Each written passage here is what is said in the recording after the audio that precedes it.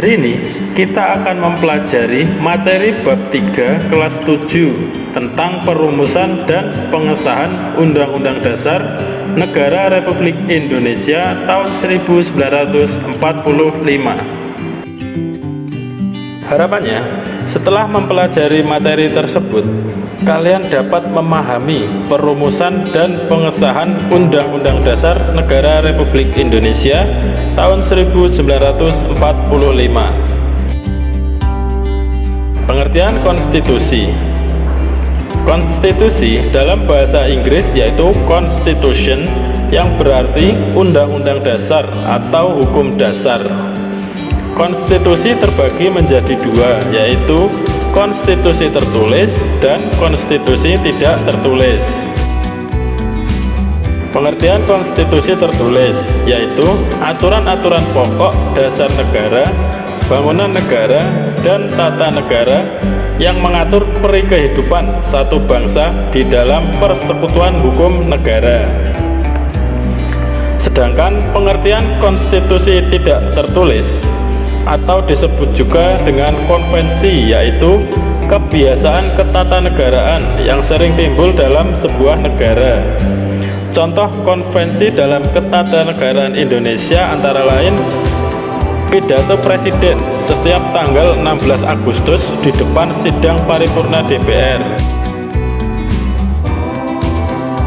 Di dalam negara yang menganut paham demokrasi, Undang-Undang Dasar mempunyai fungsi yang khas, yaitu membatasi kekuasaan pemerintahan agar penyelenggaraan kekuasaan tidak bersifat sewenang-wenang. Jadi dengan demikian diharapkan hak-hak warga negara akan lebih terlindungi.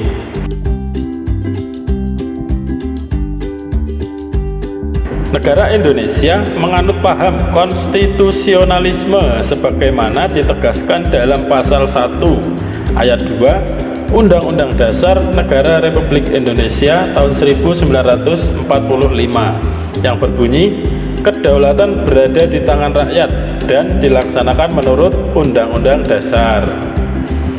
Jadi konstitusi adalah hukum dasar yang dijadikan pegangan dalam penyelenggaraan pemerintahan negara Indonesia.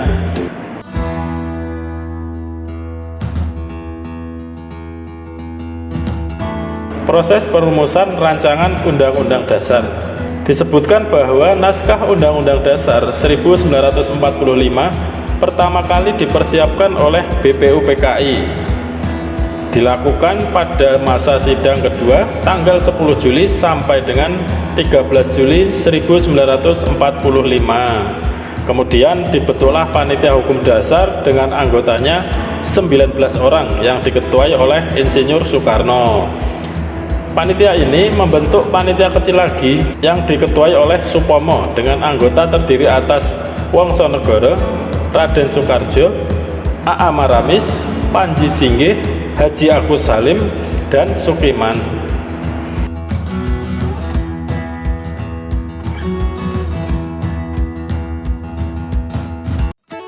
Kemudian proses perumusan Undang-Undang Dasar tahun 1945 dimulai pada tanggal 13 Juli 1945, yaitu membahas beberapa hal dan menyepakati antara lain ketentuan tentang lambang negara, negara kesatuan, sebutan Majelis Permusyawaratan Rakyat,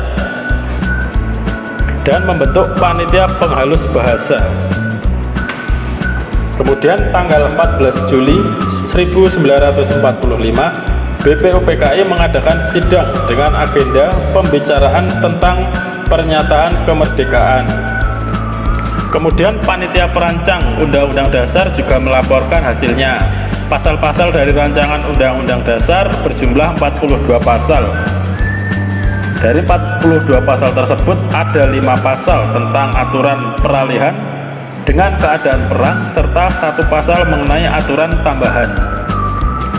Kemudian sidang dilanjut pada tanggal 15 Juli 1945 dilanjutkan dengan acara pembahasan rancangan Undang-Undang Dasar.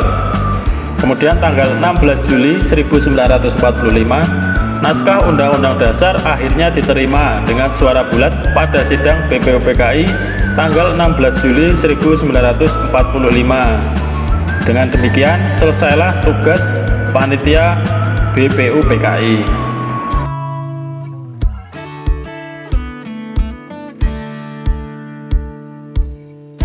Sehari setelah proklamasi kemerdekaan Indonesia, Panitia Persiapan Kemerdekaan Indonesia atau biasa disebut PPKI yang menggantikan BPUPKI melaksanakan sidang, yakni pada tanggal 18 Agustus 1945.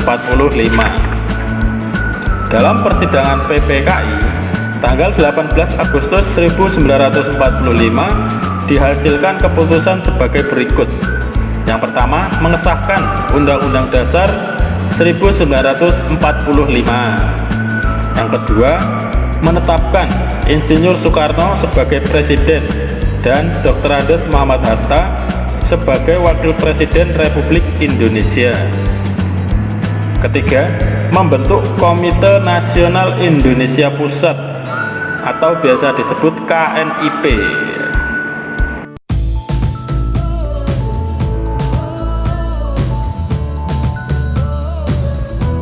Sidang PPKI telah melakukan beberapa perubahan rumusan pembukaan Undang-Undang Dasar, naskah Piagam Jakarta, dan rancangan batang tubuh Undang-Undang Dasar hasil sidang kedua BPUPKI. Yang pertama ada kata mukodimah diganti dengan kata pembukaan.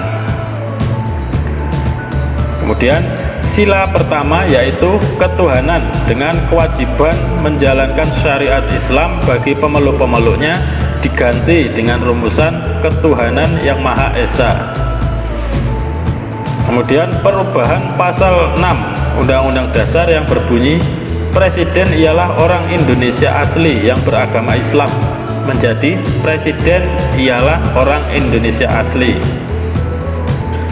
Pasal 28 Undang-Undang Dasar 1945 yang berbunyi negara berdasarkan atas ketuhanan dengan kewajiban menjalankan syariat Islam bagi pemeluk-pemeluknya diganti menjadi pasal 29 Undang-Undang Dasar 1945 yang berbunyi negara berdasarkan atas ketuhanan yang Maha Esa.